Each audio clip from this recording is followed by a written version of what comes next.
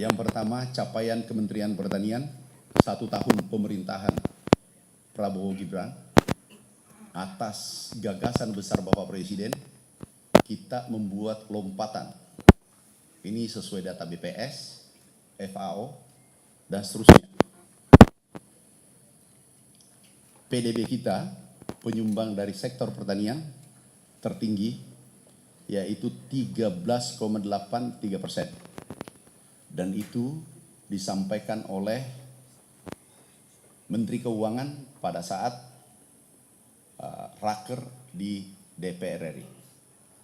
Yang kedua, juga tertinggi dalam sejarah, sepanjang sejarah, NTP petani naik 124,36. Ini tertinggi. Yang mempengaruhi adalah adanya kenaikan HPP.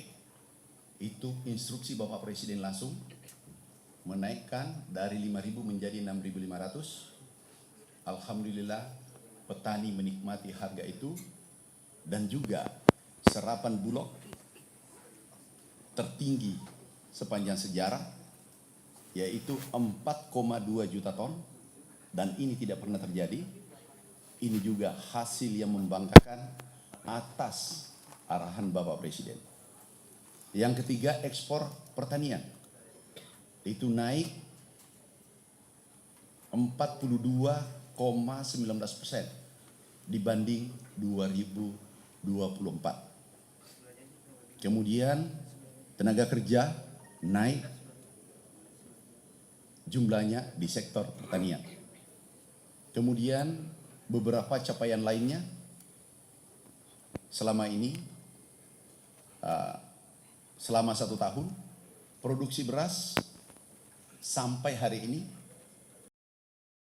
itu 33,19 juta. Tahun lalu 1 tahun itu 30 juta ton. Diestimasi, diperkirakan akhir tahun 3 juta, 4 juta dalam 1 tahun. Adalah lompatan tinggi sepanjang sejarah.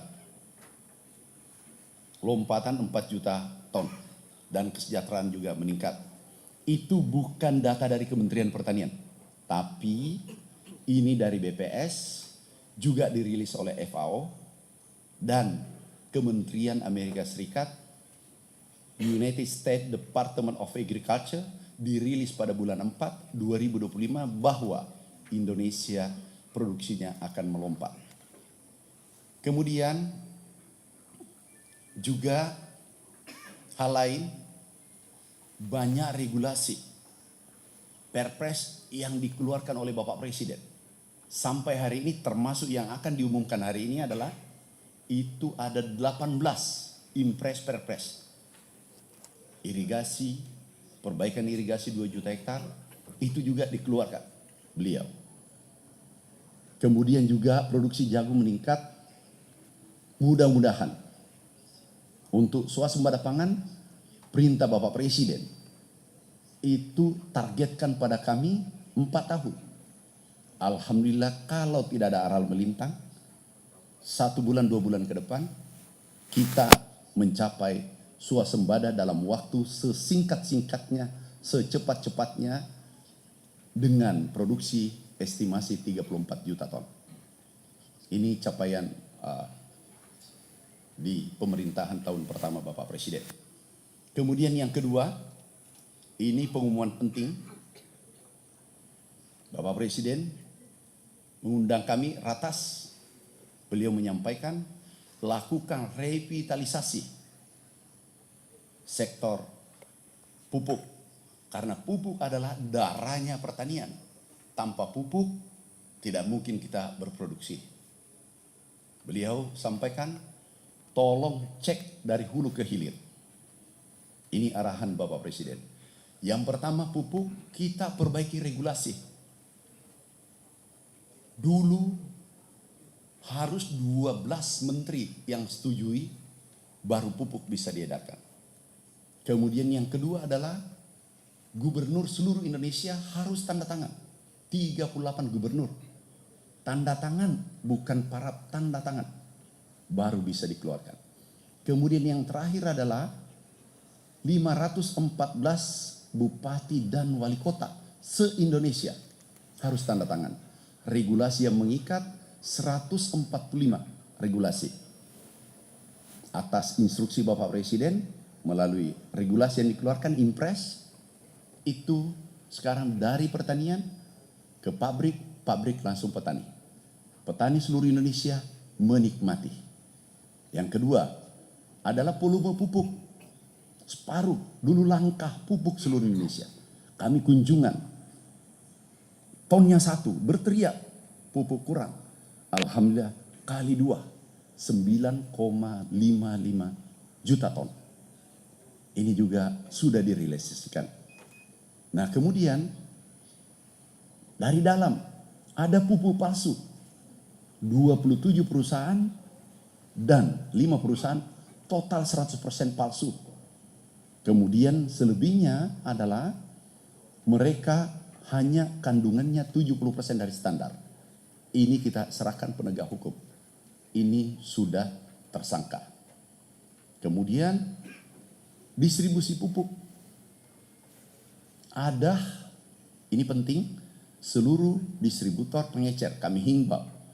Jangan coba-coba menaikkan harga yang telah ditetapkan oleh pemerintah.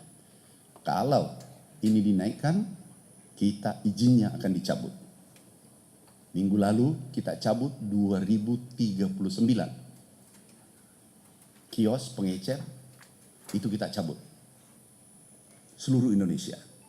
Tapi kalau masih ada ingin mencoba, pasti kita tindak, pasti kita cabut izinnya. Nah kemudian sistem penyaluran kita kawal. Hari ini ini adalah milestone, tonggak sejarah revitalisasi sektor pupuk sarana produksi. Ini sangat penting. Hari ini diumumkan atas arahan Bapak Presiden, atas perintah Bapak Presiden. Tolong hari Rabu diumumkan harga pupuk turun 20%. Berlaku mulai hari ini. Ini adalah berita gembira. Tahun kedua, masuk tahun kedua pemerintahan Bapak Prabowo Gibran. Ini tidak pernah terjadi sepanjang sejarah. Kami umumkan, tolong seluruh yang hadir pada hari ini, PPL, Babinsa, seluruh yang hadir dicatat baik-baik. Dan nanti manakala ada yang naikkan harga pupuk, akan izinnya dicabut dan diproses hukum. Ini harus kita kawal. Kami pastikan ke depan insya Allah produksi akan naik lebih tinggi, karena yang pasti adalah NTP naik, kesejahteraan petani naik, biaya produksi turun, otomatis produksi akan naik tahun-tahun berikutnya. Karena ini adalah terobosan hasil revitalisasi, hasil perbaikan tata kelola bersama seluruh direktur. Kebetulan komutnya adalah Pak Wamen kami, Pak Sudaryono, dan beliau luar biasa. Kemudian ada dirutnya, Pak Dirut, Pak Rahmat, ada direktur keuangan, komisaris. Ini bukan kerja sendiri, kerja tim, kita semua termasuk media. Kami tolong dicatat dengan baik, urea dari Rp2.250 per kilo menjadi 1.800, turun 450 per kilogram seluruh Indonesia. Hitungan persak urea ini dari 112.500 turun menjadi Rp90.000 per sak. Ini adalah luar biasa. Inilah hasil dari efisiensi, efektif, produktif. Ini adalah hasil efisiensi anggaran yang dilakukan oleh pemerintah efektivitas, efisien, dan seterusnya. Ini tidak menambah anggaran APBN. Ini tidak menambah anggaran APBN. Tetapi menurunkan harga 20%. Kemudian NPK 2.300 menjadi 1.840 per kilogram. Persak NPK Rp115.000 menjadi Rp92.000 per sak. Ini berita baik untuk petani seluruh Indonesia. 160 juta warga petani kita menanti berita ini. Karena yang terjadi sebelumnya puluhan tahun adalah tiap tahun naik atau tiap 2 tahun. Sekarang turun karena hasil efisiensi yang merupakan gagasan besar Bapak Presiden Republik Indonesia. Dan juga ada nomor HP, sudah ada disampaikan, munculkan. Ini saudaraku, sahabatku, kalau ada yang coba-coba menaikkan dari harga yang ditetapkan pemerintah, tolong dihubungi kontak pengaduan pupuk. Jadi hubungi ini kontak pengaduan pupuk, itu pasti langsung ditindaklanjuti. Kepada seluruh saudaraku, sahabatku, distributor, pengecer, seluruh Indonesia, kami himbau, bila Anda menaikkan harga, pada hari itu juga izinnya kami cabut. Tidak ada ruang lagi untuk mempermainkan petani Indonesia. Tidak ada ruang lagi mafia atau korupsi di sektor pertanian. Ini adalah kepentingan hajat hidup orang banyak. Kita harus berjuang bersama. Selalu. Dan tolong support petani seluruh Indonesia. Beri yang terbaik. Tolong perhatikan nasib mereka.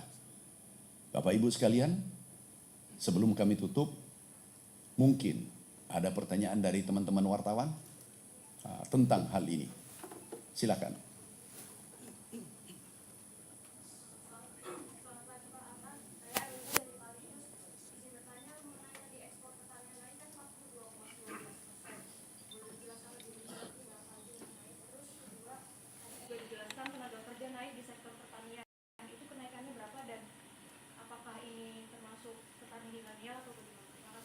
Yang pertama, ini milenial. Kenapa? Kenapa meningkat jumlah tenaga sektor pertanian? Yang pertama adalah kita mentransformasi pertanian tradisional ke modern. Kita membangun rencana 3 juta hektar. 3 juta hektar ini kita membuat setara dengan negara maju. Seperti Amerika dengan China. Kita membuat setara dengan teknologinya. Kita buat klaster sehingga anak-anak muda turun. Bagaimana menarik agar milenial generasi Z mau turun? Sekarang sudah 27.000 ikut. Bagaimana caranya supaya ikut? Yang pertama adalah menggunakan teknologi tinggi. Yang kedua adalah pendapatannya lebih tinggi kalau dia menjadi pegawai atau pekerjaan lainnya. Alhamdulillah testimoni mereka dari Maroke, dari Kalimantan dan Aceh, itu pendapatannya rata-rata 15 sampai 20 juta. Kita berikan fasilitas, kita berikan alat pertanian hibah untuk mereka. Dan nanti ini insya Allah berkelanjutan. Ekspor kita kenapa meningkat? Ada yang menarik. Salah satu contoh, kelapa, bahkan industri dalam negeri itu agak kesulitan. Kenapa? Harga kelapa tiba-tiba naik 1.300 per kilo. 1.350. Tiba-tiba naik 5.000 sampai 10.000. Dan ada pergeseran pola konsumsi. China, India, dan Eropa. Itu coconut milk, VCO. Ada coconut milk, kemudian VCO. Ini dikonsumsi karena ini sehat. Dari dulunya susu bergeser. Nah, sekarang kita, Bapak Presiden minta hilirisasi agar ekspornya lebih tinggi. Tahu? Sekarang harga 1.350 per kilo. Kalau ini dihilirisasi kita ekspor VCO dan air kelapa kita kemas dengan baik, itu sekarang ekspor 24 triliun. Dan kalau ini kali 100, itu menjadi 2.400 triliun, itu baru kelapa. Inilah maksud Bapak Presiden kita melakukan hilirisasi. Jadi bahan jadi. Yang kedua, kita processing dalam negeri sehingga menjadi coklat. Coklat yang kita ekspor, bukan kakao mentah dan mente kita ekspor ke negara lain. Nah, itulah mimpi-mimpi kita ke depan. Yang mana demand-nya tinggi tingkat dunia, itu yang kita hilirisasi sekarang. Itu bisa peningkatan ribuan triliun. Oke, silakan yang kedua. Silakan. Selamat pagi Bapak, saya Martia dari CNBC Indonesia Pak. Pak izin mau minta dielaborasikan lagi terkait dengan efisiensi yang tadi Bapak sampaikan. Efisiensi apa saja sih Pak sampai harga pupuk bisa turun sampai 20% Pak? Terima kasih Pak. Oh, ini jeli banget. Ini mantap-mantap. Inilah pertanyaan yang ditunggu banyak orang. Yang pertama adalah, ini tolong dicatat, ini menarik. Ini persoalan cara. Kami tongkrongi 3 minggu bersama ini direksi-direksi luar biasa. Komutnya luar biasa. Pak Dar ini luar biasa. Nah, kita tongkrongi, perhatikan dulu subsidi di hilir. Pupuk yang ada kita subsidi di hilir. Sekarang ini kan milik negara. Apa salahnya kalau kita bergeser subsidi di hulu, bahan baku, inputnya. Ini kita geser. Inputnya yang kita subsidi. Tentu jumlahnya kecil kan? Kita hemat kurang lebih dari total 10 triliun. Yang pertama, kita hemat bunga bank. Karena pembayarannya di akhir tahun. Benar? Katakanlah 7%, 7 kali bulat 7 kali 5, 3 triliun. Bunga saja. Ini kita hemat, baru bunga. Yang kedua adalah subsidi itu yang ada regulasi kita adalah cost plus. Artinya apa? Kalau 10 triliun biaya operasional, 10% untungnya itu 1 triliun. Kita ini bongkar. Karena kenapa? Tidak menguntungkan negara. Contoh, pabrik tua itu lebih banyak untungnya daripada pabrik baru. Saya ulang, pabrik tua lebih banyak untungnya daripada pabrik baru. Kenapa? Karena biaya operasional pabrik tua ditambah 10%. Tentu menguntungkan kalau pabrik tua kan, karena biayanya banyak. Jumlah biaya ini ditambah 10%. Oke? Berarti ini yang menguntungkan bagi PT Pupuk Indonesia, tapi tidak menguntungkan bagi petani dan negara. Akhirnya kita ubah adalah profesional, berapa biayanya, silakan operasikan sendiri. Tentu memilih pabrik baru. Kalau pabrik pabrik tua aku bandingkan. Pabrik tua menggunakan bahan baku gas itu 43%. Pabrik baru itu bisa 22%, 23%. Ini hampir separuh. Kita bisa mendirikan pabrik baru karena efisiensi efektif tadi. Rancangan kita adalah membangun 7 pabrik baru 5-10 tahun. Tetapi ini dirutnya dan komutnya mengatakan bisa diresmikan sebelum 5 unit sebelum 2029. Dan ini adalah revolusi luar biasa. Saya ulangi supaya pelan-pelan, supaya paham yang tadi bertanya, perhatikan. Dulu subsidi di hulu, di hilir, kita tarik. Di sini 44 triliun kita tarik subsidinya di bahan baku. Berarti lebih murah kan? Kita efisien.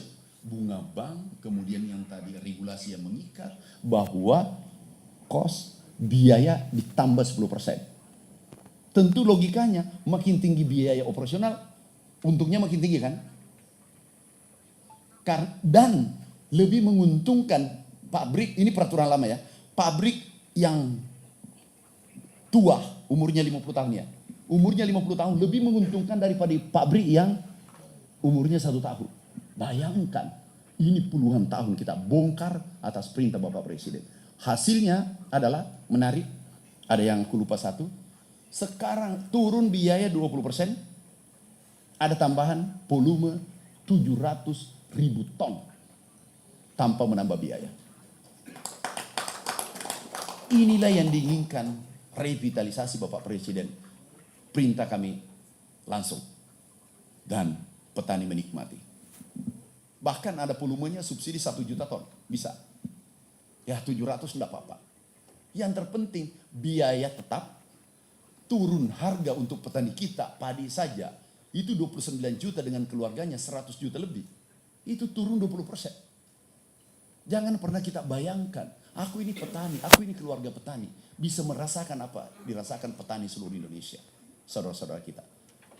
Turun 100 rupiah, 10 rupiah, apalagi 400 rupiah per kilo. Itu luar biasa bagi petani Indonesia. Kami punya sejarah, mau beli ubi saja. 3 biji, uang saya 5 rupiah. Itu tidak cukup waktu itu. Jadi aku rasakan, aku bisa merasakan, kami mengerti denyut nadi ekonomi petani Indonesia. Oke, ada yang lain? Itu menarik, silakan. Sebelumnya izin Bapak, selamat pagi. Saya Edwin dari Kompas TV. Apresiasi untuk paparan dan harapannya 4 tahun ke depan bisa lebih baik, Pak. Tapi terkait dengan law enforcement, Pak. Ya. Tadi disebutkan berkali-kali akan ada penegakan hukum bagi yang melanggar. Law enforcement seperti apa dan kolaborasi yang dijalankan di bagian satuan tugas untuk nantinya menilik dan pastinya melakukan proses hukum. Terima kasih. Sekarang ini sudah ada evidence, sudah ada fakta, sudah ada bukti. Bukan omong-omong. Tersangka hari ini, pupuk itu puluhan, beras 41, Pak Kapolri kemarin datang sini. Ini ada Satgas Pangan, ada dari Kejaksaan. Ini tidak main-main, kita tindak langsung. Ini baru 11 bulan, sudah 12 bulan. Itu yang tersangka mungkin ya, sudah 60-70. Itu baru 1 tahun. Dan Anda tahu yang tersangka itu banyak, ada minyak goreng, ada kemarin ada minyak goreng tuh, ada beras, pupuk palsu. Kemarin terakhir 2039, itu tidak mudah. Kami lapor Bapak Presiden, ini ada lagi melanggar, gaspol. Jawabannya sederhana, 1 kata, gaspol. Terima kasih Bapak Presiden. Itu sudah dilihat langsung kan tindakan beliau. Tidak ada kompromi bagi pelaku kejahatan terhadap hajat hidup orang banyak. Pangan bermasalah, negara bermasalah. Itu selalu pesan Bapak Presiden. Jadi kita kawal bersama. Nanti ini ada nomor telepon, begitu masuk dari Polda, Polres, sampai Polsek menindaklanjuti. Dan itu kita sudah sepakat. Pak Jaksa Agung kami sudah sepakat. Pak Kapolri sudah sepakat, TNI luar biasa. Bapak Ibu sekalian, perlu aku sampaikan seluruh capaian ini bukan saya, kita semua. Ada TNI luar biasa, berjibaku di lapangan. Terima kasih, kami mewakili petani Indonesia mengucapkan terima kasih yang setinggi-tingginya pada jajaran TNI, pada Panglima Kasat, Kasau, seluruh Indonesia yang memberikan perhatian pada sektor pertanian. Yang kedua, Pak Kapolri, seluruh kepolisian, seluruh Indonesia, Kapolda, Kapolres, sampai Polsek, kami ucapkan terima kasih. Juga Pak Jaksa Agung, sampai Kajati, Kajari, kami ucapkan terima kasih. Ini adalah hasil kerja anak bangsa, bukan saya. Kami hanya bagian kecil. Dan media, teman-teman media, kami banyak melakukan punishment, tindakan, karena ada berita di media, kami telusuri. Terima kasih teman-teman media. Tolong beritakan kritik yang konstruktif. Kami tunggu teman-teman media. Asal satu aku minta, jangan fitnah. Kalau sekali-sekali bolehlah kita saling komunikasi, tolong ini keliru. Tapi jangan ada kesengajaan. Ini negara milik bersama.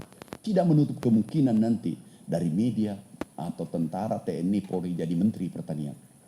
Kita tidak tahu. Atau Pimpret ini jadi Menteri BUMN. Dulu ada Pak Dahlan.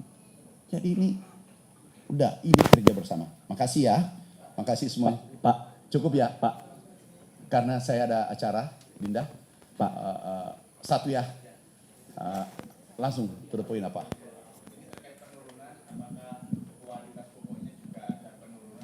Enggak. Yang ada, perhatikan. Kualitasnya tetap, kalau perlu ditingkatkan. Tetapnya sudah pasti. Yang kedua, volumenya bertambah. Yang ketiga, harganya turun. Yang keempat, tambahan APBN untuk subsidi tidak bertambah. Cantik kan? Nah, itulah Prabowo Subianto. Itulah Bapak Presiden kita. Makasih. Wassalamualaikum warahmatullahi wabarakatuh.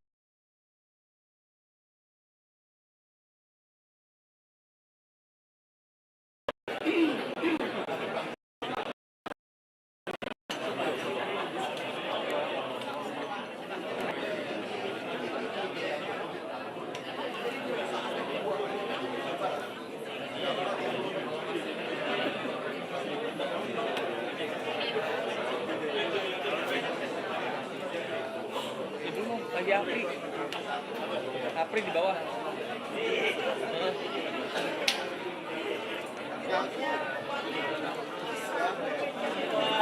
Oh, belum ada itu. Lagi di Apri dulu.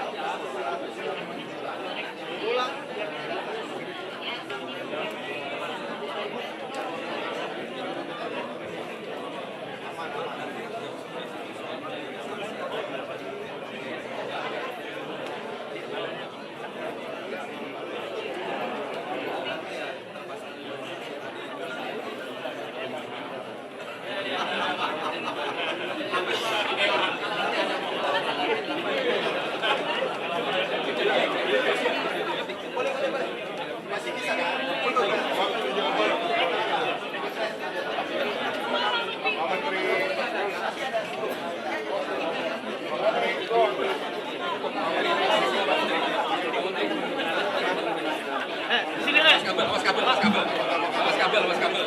Pak, tarik Win.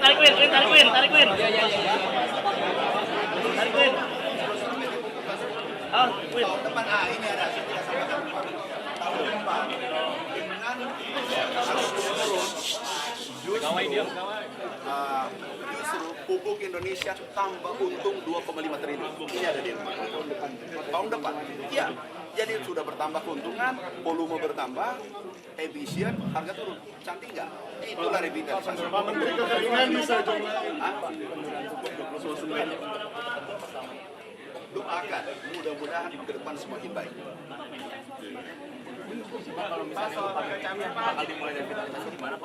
Kita mulai yang paling tua dan itu teknisnya tanya sama Dirut, tetapi kita akan bangun 7 sampai 5 akan selesai sampai 2029. Menteri, kekeringan di Indonesia, Pak, strategi Anggarannya menghadapi kurang lebih 50 triliun.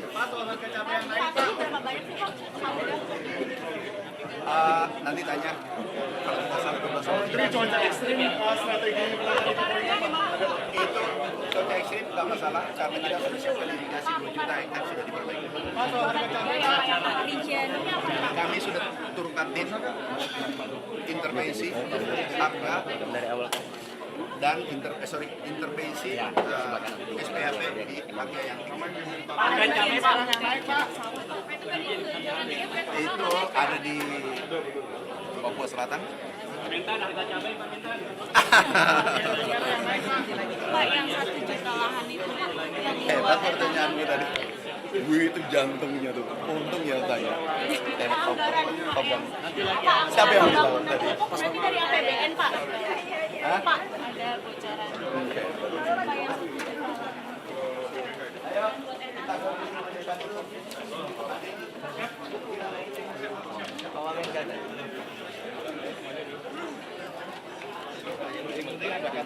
Mungkin hari ini kalau hari Jumat kan raker. Oh iya. Dayani belum. Dayani grafiknya sama.